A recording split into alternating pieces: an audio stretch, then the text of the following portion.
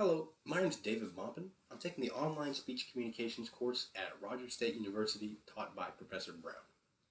So for my first informative speech, I chose the topic of top football-related injuries.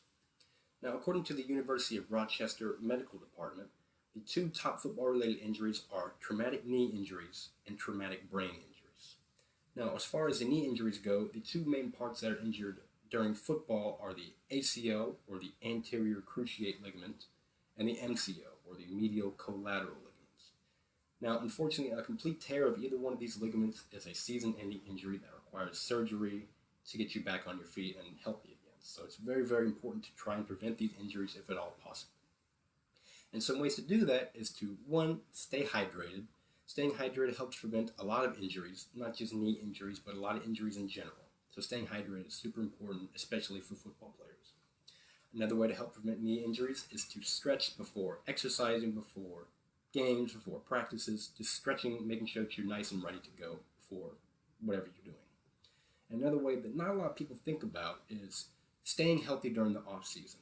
Now, football, especially at the collegiate and national level, have super long seasons, but also super long off seasons. So it's super important to stay healthy and active during the season as well as the off season. And the other part of the speech is the traumatic brain injuries, better known as concussions. Now, a concussion, according to the Center for Disease Control and Prevention, is a head injury that rocks your head or neck that causes your brain to sometimes impact with your skull. Now, there's no real way to necessarily prevent concussions in football, since football is a full contact sport. There's no way to completely take them out of the game. That's the hard truth. But there are ways to help lower the chances of getting concussions in general. And one of the ways to do that, again, is staying hydrated. Staying hydrated, like I said, it helps you not get injured as much. It helps you regulate your body. Another way to help prevent concussions is to have the right proper size helmet, proper size gear for you. If you don't have the right size helmet, it's going to be moving around a lot more than it should be and not doing its intended purpose of protecting your head and neck. And another a really important way, probably the most important way to prevent concussions, is teaching children and kids how to properly tackle.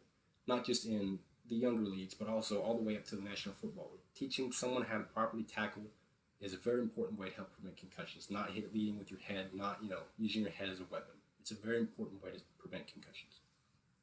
Now, me personally, I never have had a concussion or a traumatic knee injury, so I don't have personal experience with that, but I know people that have had concussions, and it's not a very fun way to get sidelined. No one wants to be sidelined from, away from their teammates and not playing the sport that they love just because of a concussion or a knee injury.